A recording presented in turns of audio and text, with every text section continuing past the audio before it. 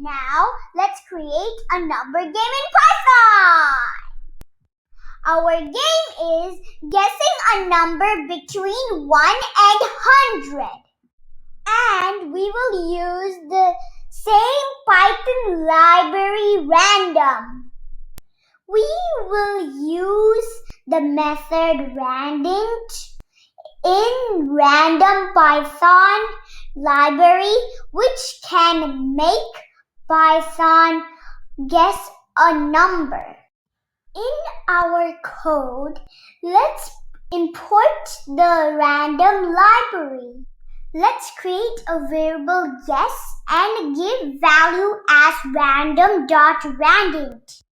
Randint method takes two parameters.